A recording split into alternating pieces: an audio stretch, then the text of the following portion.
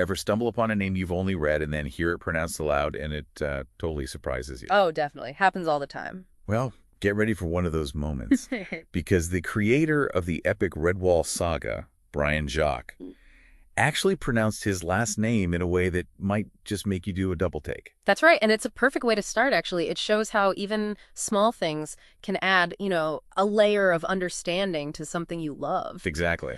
So for this deep dive, we've plunged into the Redwall Wiki, which is just an incredible fan resource, and we're focusing specifically on answers Brian Jacques himself gave to frequently asked questions. Yeah.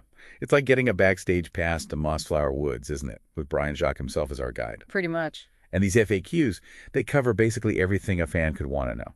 The actual size of the animals, the mice and vermin, the secrets of Redwall Abbey, the recipes for those amazing feasts, and even his thoughts on stuff you might not expect, like religion or video games. And the great thing is, this isn't just fan theory. This is straight from the author. It gives us a real window into his intentions, the choices he made, building this world. Absolutely. So our mission today, let's unearth the most fascinating insights, the authorial intent behind Redwall, all directly from his answers. That's good. Okay, let's dive in. And we have to start with that name because, well, it turns out we might have all been saying it wrong. It wasn't Jacques, was it? No, not at all. The Redwall Wiki is really clear on this. They even have an audio clip of him saying it himself. Oh, really? Yeah. Prepare yourself. The name is Brian Jacques, and as we say, Jakes as in cakes, and oh, for goodness sakes. He pronounced it to rhyme with cakes. Cakes. Cakes. So Brian Jacques. Brian Jacques. Huh. Well, you learn something new every day, especially doing a deep dive like this. Definitely a memorable tidbit. And maybe how he'd want us to remember him, Brian Jacques. Brian Jacques. Okay. Now, speaking of the world he created, one of the first things that pops into mind is, well, the scale. How big are these creatures? Is the Abbey huge to them, or is everything sort of mouse-sized? Right. That's a classic question. And Brian Jacques got asked that a lot. His answer was always wonderfully consistent, though. Which was? It's entirely up to the reader's imagination. He really wanted each person to have their own picture of Redwall. That's brilliant, actually. It gives you a real sense of ownership over your reading experience, doesn't it? Exactly. The wiki pulls quotes from his redwall.org answers, where he says the creatures and the world are as big or small as your imagination wants them to be. He really pushed that personal interpretation then. He did. So, you're not locked into one specific scale. Your Redwall can be as grand or as, cozy as you imagine it. That makes total sense. It probably helped make the series so widely appealing, letting everyone connect in their own way. I think so. Now, the Redwall TV series obviously gave a visual interpretation. How did that fit with his view? Well, the wiki mentions the TV series can be a reference point, sure, but ultimately Jacques wanted individual imagination to rule. They also mention illustrator Sean Rubin did a character size guide, which is another perspective. But again, the main takeaway is Brian Jacques left it open. Okay, so our minds are the real architects here. Got it. Now let's talk about something almost as important as the characters. The food. Ah, yes, the feasts. Those Redwall feasts are legendary. But in a world with no cows, where does milk come from? Butter. Cheese. That's a fantastic question, and Brian Jacques had this really inventive solution. Green sap milk. Green sap milk. Yeah. Basically, all the dairy stuff, milk, cream, butter, cheese, comes from the sap of plants. That's brilliant, and it fits perfectly with the woodland setting. How did he explain it? He said, quoting from redwall.org again, that green sap milk is my solution. He explained how plant sap could make vegetarian versions of dairy. Just squeeze a plant. Pretty much. If you squeeze a green plant, you can extract sap, thus green sap milk. It's such a creative way to handle a practical world-building detail, and keep it all vegetarian for the good guys. It's so clever. Yeah. And the wiki shows just how often it pops up, doesn't it? It's not just a throwaway line. Oh, absolutely not. It's everywhere. Abbott's cake in the Great Redwall Feast, Friar Cockleburr's kitchen in Martin the Warrior. Right, I remember that. the Great Hall Cake in Salamandastron, Barful enjoying it, the Jubilee trifle in the same book. It really shows how central it was to his detailed world building, especially those food descriptions. And it wasn't just cakes and sweets, was it? I think I remember cheese. Yep. Cheese making, an outcast of Redwall. Even Sunflash puts it in his porridge in that book. Porridge, okay. It's used as a drink in The Bell Maker, in Gubbio's pudding, in Marlfox, Jerkin and drinking in Tagarung. It's even in a song in Lomhedge. Wow. It's truly fundamental. It really underscores how thoroughly he thought through the everyday stuff. Gave the world its own unique flavor, literally. It really does paint a picture. And what about meadow cream? That sounds lovely. Brian Jacques defined that one as cream flavored with the honey and sweet herbs of the meadow, or any alternative you want to try. You can almost taste it. Right. Building on that natural base. Okay, switching gears a bit. The Redwall world has obviously gone beyond just the books. What were Brian Jacques' initial feelings about, say, video game adaptations? I know one came out eventually. Ah, yeah, that's an interesting story. An evolution, really. Because initially, he was very, very strongly against Redwall video games. Really? Like, just not keen, or? Oh, much stronger than that. The wiki pulls some pretty forceful quotes from his Ask Brian answers and interviews back in the mid to late 90s. What did he say? Well, in 96, asked about video games, he just said, "I really dislike such things." Plain and simple. Like, you're blunt. And in a 95 interview, when asked about electronic game companies wanting the rights, he said he'd sooner burn all my books and go to brush the streets for my living than do that. Whoa. That is emphatic. He felt incredibly protective of the story. Extremely. Didn't want anyone messing with his vision, especially the endings, which, is understandable for an author. Totally. So what changed? Because there's a game series now, The Lost Legends of Redwall. Well, the wiki points out his view did soften over the years. For The Lost Legends, he was actually fully part of the original contract deal and on board before he passed. Oh, wow. So he was involved. Yeah, seems so. It was developed with his estate, the publishers, the Redwall Abbey company. Indicates a level of trust and collaboration that just wasn't there earlier. That's a pretty big shift. Yeah. Interesting how views on adaptations can change. Maybe as the potential becomes clearer or the right collaborators come along. Exactly. And the wiki also mentions he initially had reservations about a cookbook and a comic, too, apparently. Right, so it was a broader evolution in thinking about extending the brand, maybe. Seems like it. Okay, so from burn the books to collaboration. Fascinating. Now, another key thing about Redwall Abbey, its name. It brings up the question of religion. Was Redwall meant to be a religious place? That's another one Brian Jacques was very direct about, unequivocally. No, there is no religion in Redwall. He really wanted to be clear on that point. Absolutely. The wiki quotes him saying it multiple times. Why was he so insistent? What was his reasoning? He basically said he deliberately avoided any religious stuff to stop people reading hidden meanings into it or finding unintended symbolism. Okay. He saw the Abbey simply as a place of peace and comradeship where creatures choose to live together. The Abbey setting was chosen for that feeling of peace, but its function in the stories. Purely secular. So the abbot, the abbess, they aren't like priests or nuns, more like community leaders. Precisely. He explained in an interview, yeah, it's called an abbey, which we associate with religion, but in his books, it's secular.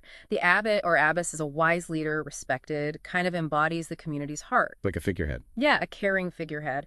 And the residents are just a diverse bunch, strengths, flaws, all living together. The focus is on tolerance, acceptance, cooperation. He even tied it back to his childhood in WWII, seeing the abbey like a safe haven. That gives it such a clear role. A moral center, a community hub, but not religious. Got it. What about humans? Any humans wandering through Mossflower Woods? Another very clear no from Brian Jacques. No humans in Redwall. None at all. Not even in the background. Well, the wiki quotes him saying that the very first book, Redwall, did mention a horse and cart once. But after that, nope. Humans are never present, never intended to be. He even joked the only humans involved are us, the readers. Okay, so that horse and cart was just an early element he dropped. Seems so. A one-off. Which leads me to wonder, are there other ways that first book, Redwall, is kind of different from the rest? That's a great question. And yeah, the wiki goes into this. Because Redwall wasn't originally written for publication. Right. He wrote it for kids at a school for the blind initially. Exactly. So it has several unique things that didn't really carry over into the later books once the series proper got going. Oh, interesting. Like what? Well, for starters, Redwall mentions real places, like Portugal. Portugal. In Mossflower. Yep. And settlements are called towns and villages, not just, lairs or dens. Plus, there are animals in it that pretty much disappear as characters later on. Horses, beavers, dogs, cows, pigs, even lambs. Wow, quite a different feel. Yeah, and time is measured in years, not the seasons like later books. There's Martin's Shield. The sword was originally called Rat Death. Rat Death. actual religious references like the devil, specific dates or times. It really shows how the world sort of solidified and evolved after that first story. That's a fascinating list, really highlights the evolution. What about Martin's sword location? Wasn't there a bit of a wrinkle there? Ah, yes. The wiki touches on that. In Redwall, Martin supposedly hid the sword on the Abbey roof. Yeah. But in later books, set chronologically earlier, it's in his tomb. Right. A bit of a continuity bump. Potentially. Though the wiki suggests it can be explained away, maybe it was moved. But yeah, it's one of those little details fans love to debate. Definitely.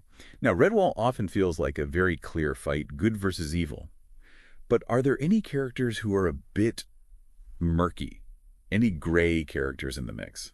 The wiki addresses that. And while Brian Jacques generally did paint things pretty clearly good or bad, there are actually quite a few instances of what you might call gray characters, people whose motives aren't totally straightforward. Huh. More nuanced than you might think at first glance. Didn't he say something once about no gray areas? He did, yeah. The wiki quotes an early Ask Brian where he says exactly that. But they also include a later comment where he stressed that good will always shine through in the end. And crucially, he deliberately made the character Vale quite ambiguous, left Vale's final motives unclear for readers to decide. Okay, so he allowed for some ambiguity sometimes. Yeah, and the wiki also brings up a point from one of the companion books, Tribes of Redwall Mice, that suggests a belief in some creatures having, like, irredeemable inborn evil. So it's complex. Clear overall morality, but shades within it. So good triumphs, but there's room for complexity. Why did he generally keep the lines so clear, though? He talked about the importance of clear moral signposts, especially for younger readers. He compared his work to C.S. Lewis sometimes, saying kids in that age group need to know who the good guys and bad guys are without too much moral fog. Right, makes sense for the target audience. Mm-hmm. And that clarity definitely extends to which animals are good and bad. Yeah. There's a very consistent pattern there, isn't there? Oh, absolutely. Brian Jacques consistently used creatures seen as bad in traditional European folklore for his villains. Rats, foxes, weasels, stoats, ferrets, snakes. The classic vermin. Exactly. Animals often linked with sneakiness or malice. And the good creatures, typically the smaller, seen as defenseless animals, mice, squirrels, moles, otters, hedgehogs, with the big exception of badgers, of course. Right. Badgers are always heroic. Always strong, noble protectors. Yeah. So he tapped into those long-held cultural ideas. He even mentioned using phrases like dirty rat because kids immediately get that signal. So those old associations were a kind of shorthand for character alignment. Pretty much. The wiki gathers quotes where he explains this. These animal associations are deep-rooted, easily understood, and fit that sort of medieval adventure feel. Mice and otters were relatable heroes for kids. Fascinating how he used that folklore. Now, we have to circle back to the food one more time. The sheer detail in those feast descriptions. It's incredible. Where did that come from? What was the real-life spark? That came directly from his own childhood. Brian Jacques grew up in Liverpool during World War II, experienced food shortages, rationing. Wow. Okay, that adds a whole other layer to those scenes of incredible abundance. He knew what it was like not to have that. Definitely. The wiki quotes him talking about the severe shortages, how it affected him, things he didn't taste till much later in life. He said he would just think of what I would like to eat and embellish it, tying it directly to his very frugal childhood. So those amazing spreads were, in a way, wish fulfillment, a celebration of plenty, the total opposite of what he knew growing up. That's incredibly moving, actually. Writing the abundance he'd missed. Yeah. He even said he got frustrated reading other books where feasts were just mentioned briefly. He wanted readers to feel it, smell it, taste it, make it real. And he certainly did that. Okay, so we know why it's not a religious abbey. But why choose an abbey setting at all?